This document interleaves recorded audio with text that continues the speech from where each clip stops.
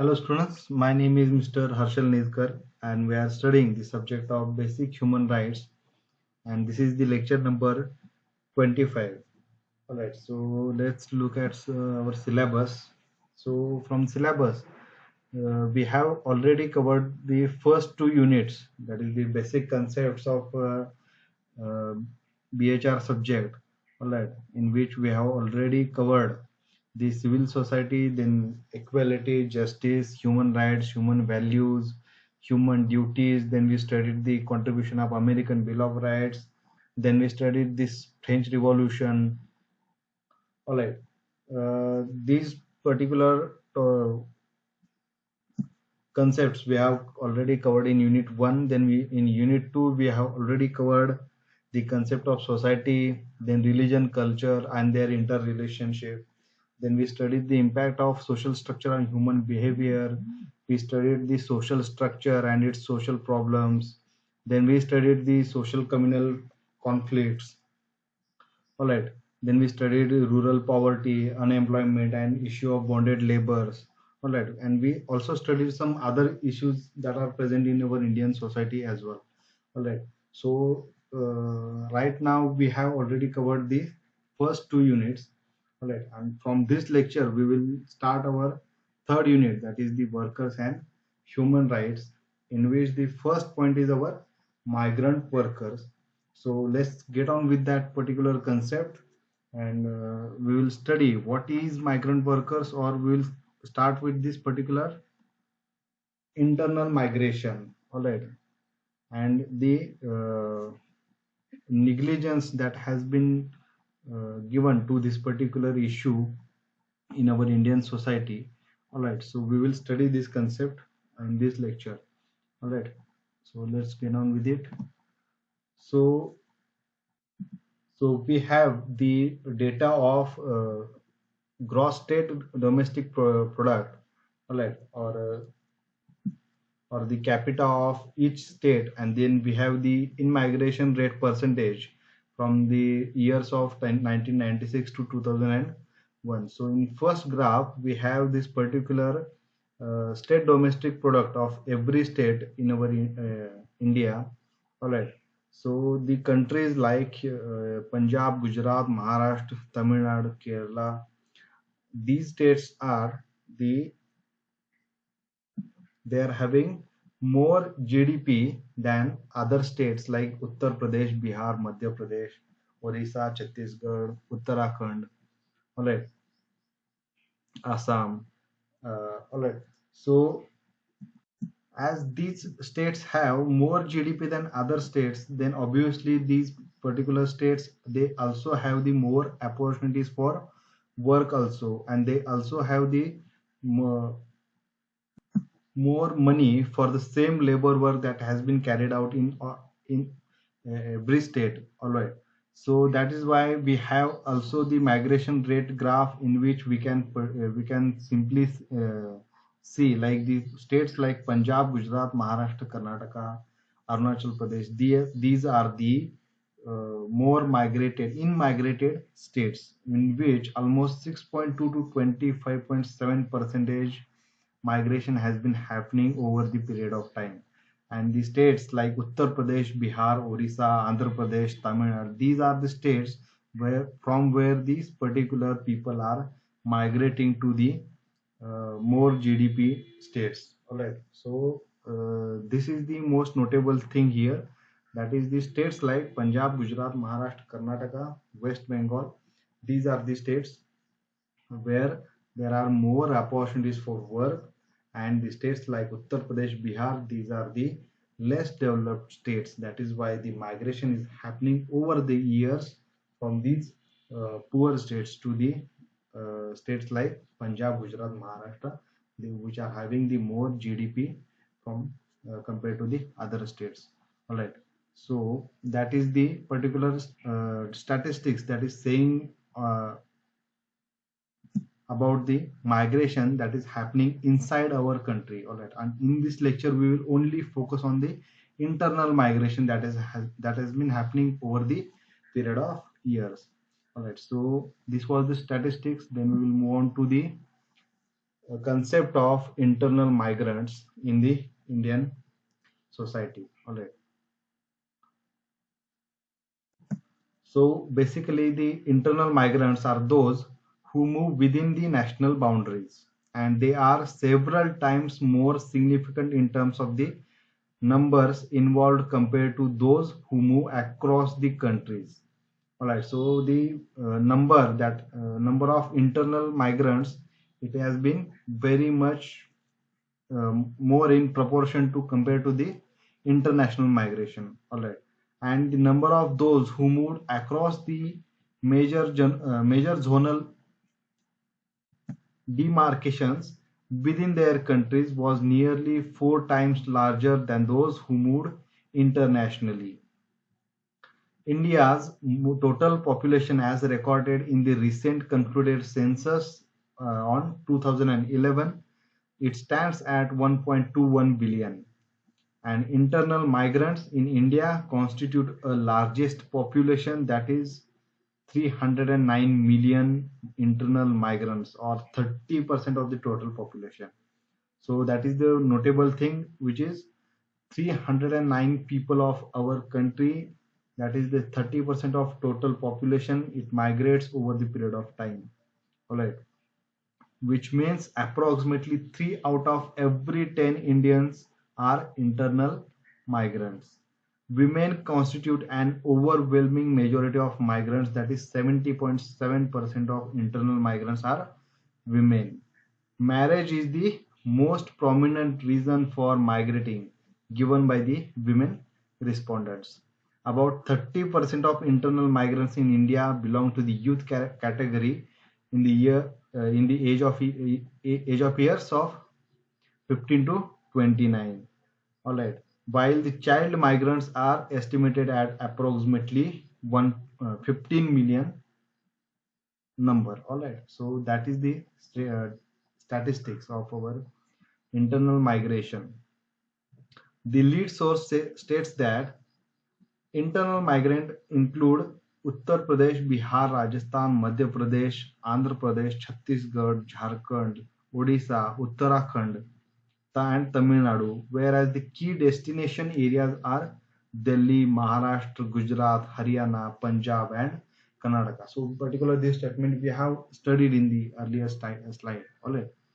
So, the internal migration, it has been accorded very low priority by the government, and existing policies of the Indian state, they have failed in providing the legal or social protection to this vulnerable group of internal migrants.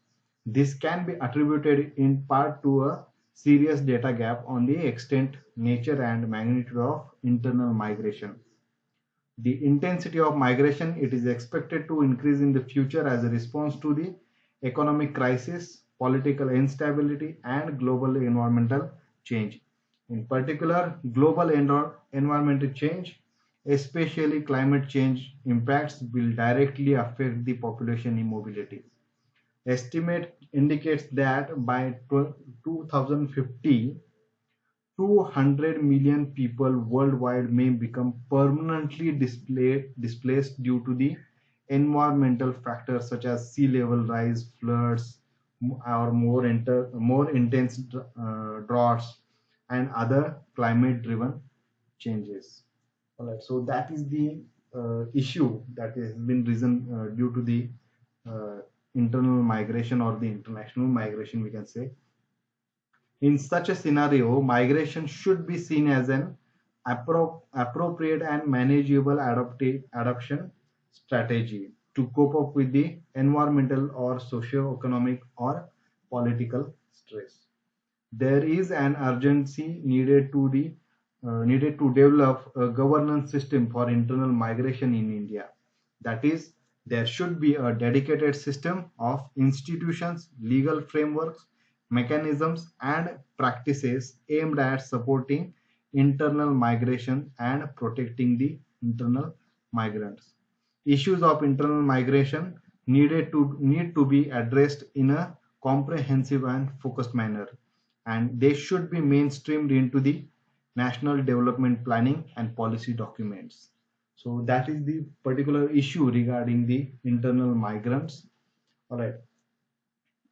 So moving on, we have the next concept, that the internal migration and how it is related to the urbanization of our country.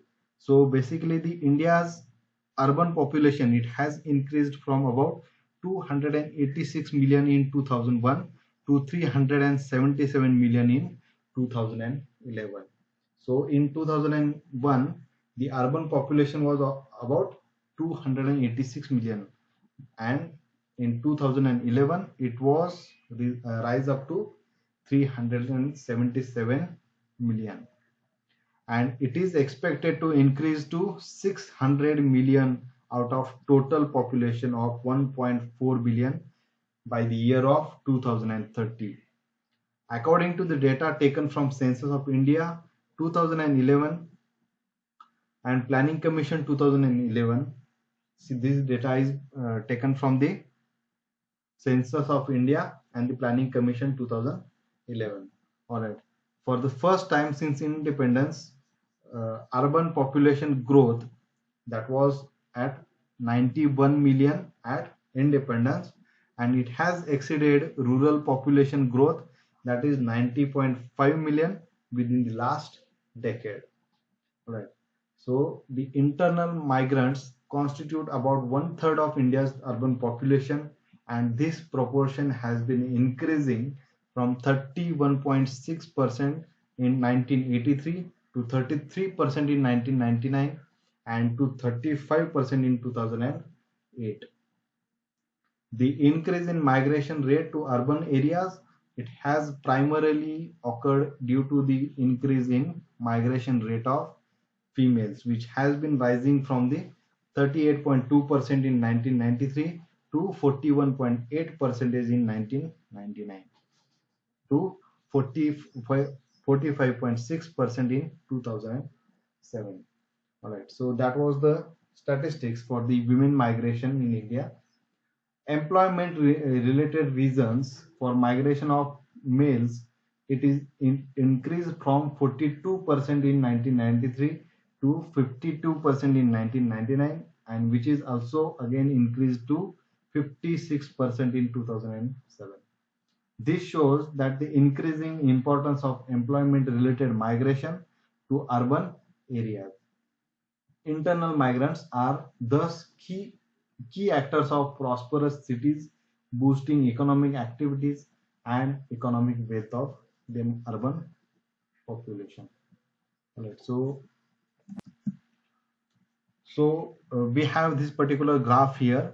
All right, and the particular issue of employment, it also responsible for the internal migration. And in search of work, we can see in the graph there are almost 52.1% people are in Daman, they are migrated from the other states.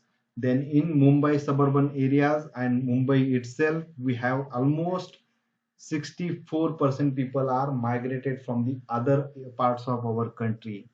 All right. And in Delhi itself, only 32.7% people are migrated from the other part of our country. So that is the basically statistics for the internal migration. All right. For the main cities from of our country, they have been populated with the internal migrated people. All right. But these people, they constitute the uh, better economic growth and activities that has been running the city very carefully.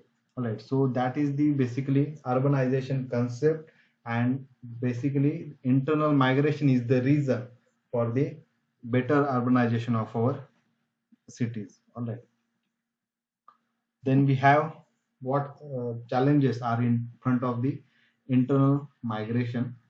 So internal migration patterns and dynamic intersects with two developments in India's current human development context. First one is the rapid urbanization and growth of second tier cities, towns. Then increased levels of migration cause cities to face many socio-economic and environmental challenges that exacerbate urban poverty and intensify inequalities in access to income and services, and thereby it deepens social exclusion of these particular internal migrated people. And second type of development is the expansion of rights based approaches, increasingly enriched in law, to ensure that basic services are accessible to all the peoples, is a process in the making and transforming India's social policy landscape from welfareism to right-based development. The internal migrants continually face difficulties in becoming a full part of the economic, cultural, social, and political lives of society. Regulation and administrative procedures, they exclude migrants from access to legal rights, public services, and social protection programs accorded to the resident, on account of which they are often treated as a second class citizen. Internal migrants, they face numerous constraints, including a lack of political representation, inadequate housing, and lack of formal residency rights. And they also are low paid, insecure, or they are working in a hazardous conditions. They have limited access to the state provided services such as health and education. They also face discrimination based on ethnicity, religion, class, or gender. They also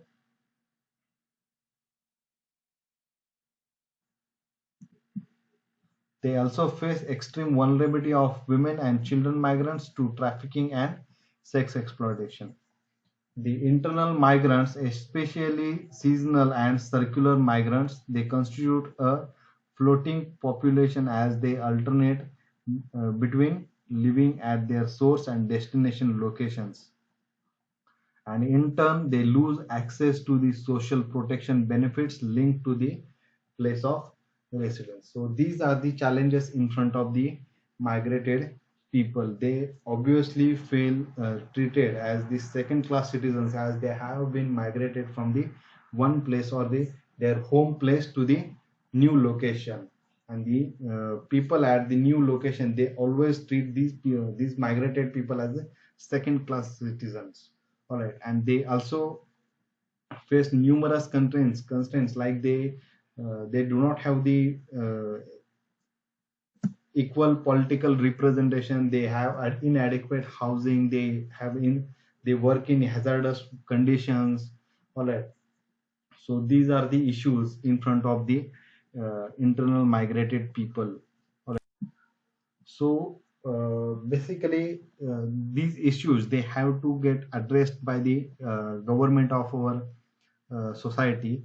All right, and there are also some myths about these people, internal migrated people, and that particular thinking of the society, that also needed to be changed.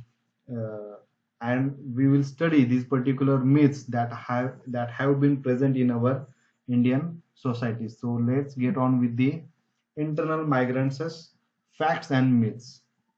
So there are such myths like the internal migrants are a drain on society and burden for the economic of the destination. So basically, the local people, they think like the migrants, they are drain on society and they are the burden on the economic condition of our society. But the fact is, the internal migrants, they contribute cheap labor for manufacturing and services, and in doing so they contribute to national GDP. But this is not recognized. Far from being drain and burden, migrants are in fact, they are providing a subsidy to our economic conditions. So that is a fact.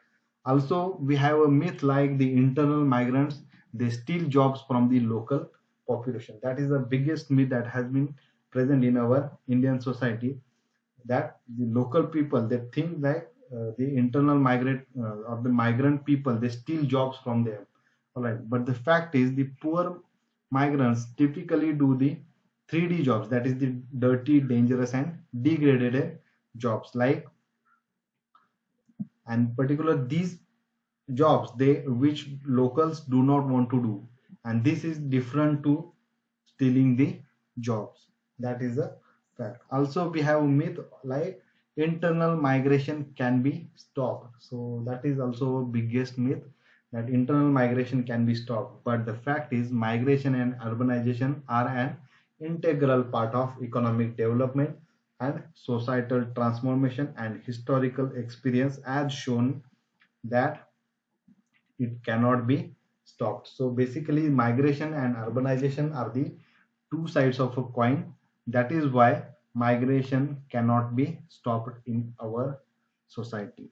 All right. So also we have next myth of inhospitable and harsh cities are the best deterrent to migration flow. All right. So, but the fact is, by not accepting migrants or providing facilities for them, governments are merely increasing the risk and costs of migration and reducing its development potential. So basically, the cities like Mumbai, they do not have any hospitable environment to the migrated people. But by not providing them the hospitable environment to here, the government or state government of Maharashtra or Mumbai, they are risking or costing the migration, and they are reducing its development potential. All right, so that is the effect of this particular not providing the hospitable environment. All right. Also, we have the myth like the internal migration. It is a non-issue in India since all people have the right to move freely throughout the territory of India and to reside and settle in any part of the territory of India. So that is a myth. Like the any every people thinks like we can settle down in any part of our country, but in practice internal migrants do not have the freedom and dignity that the Constitution promises. The policymakers and urban planners mostly view migration as a negative process, and they have therefore created an inconclusive and inconducive and unsupportive environment through the neglection and inaction.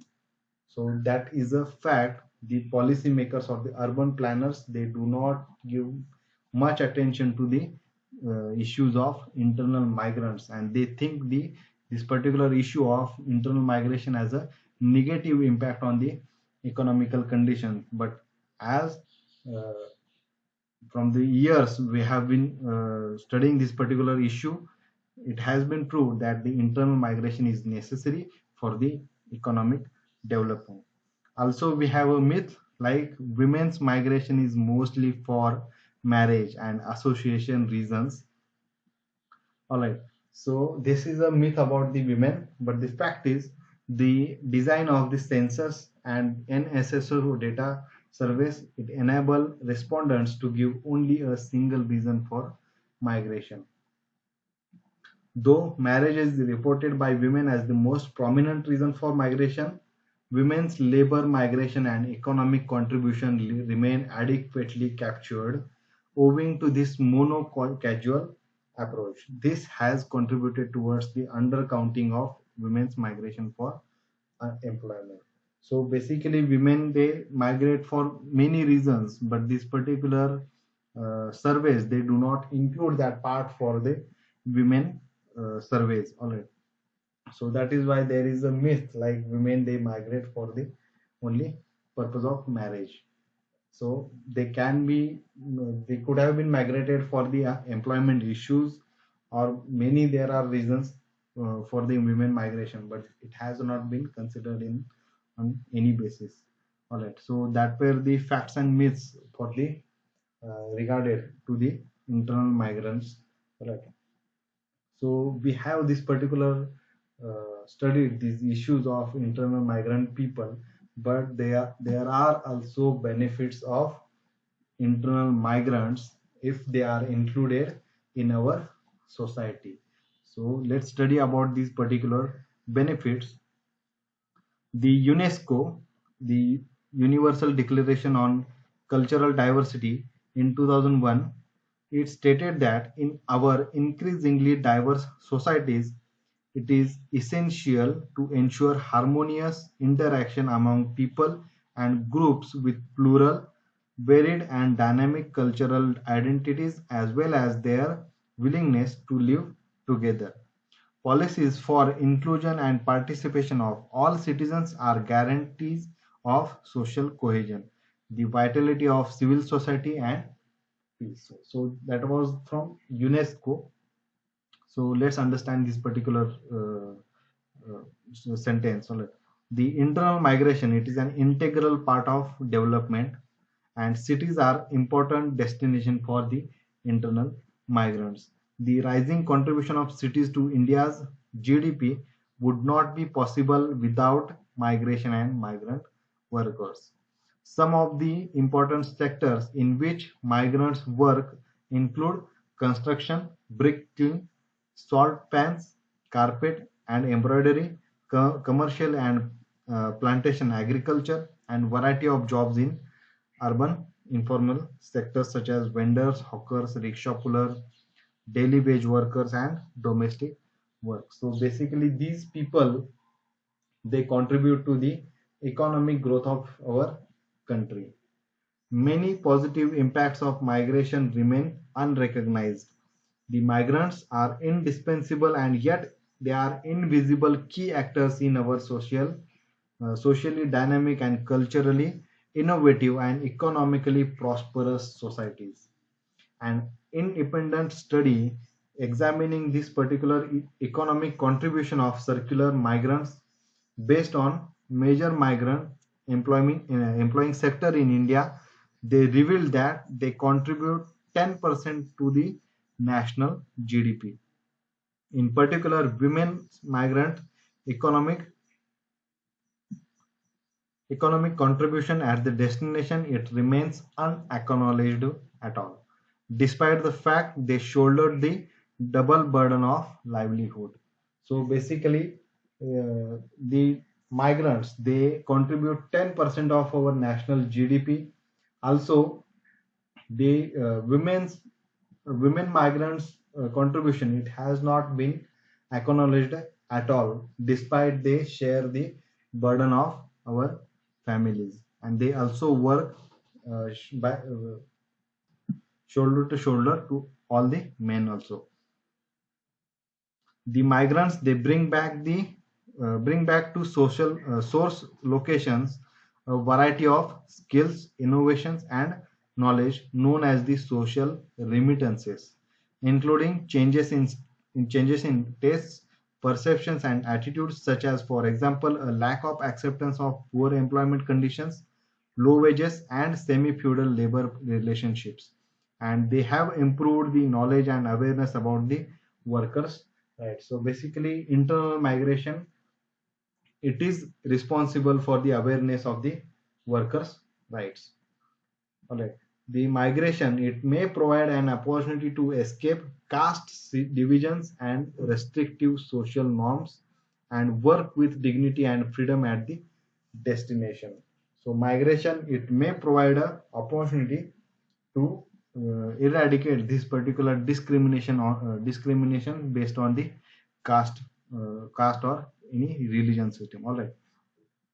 The internal migration, it can expand people's freedom and capabilities, and it can make substantial contribution to human development in terms of improved incomes, education and health. So these were the benefits of internal migration if they are included in our society. All right. So right now they are contributing 10% of GDP, but if they are included in our society and they have been welcomed in our society, then that particular contribution, it can be increased, and particularly this particular this GDP of our country, it can also improve by including this particular internal migrant people. All right, so that was the issue of internal migration, and we basically uh,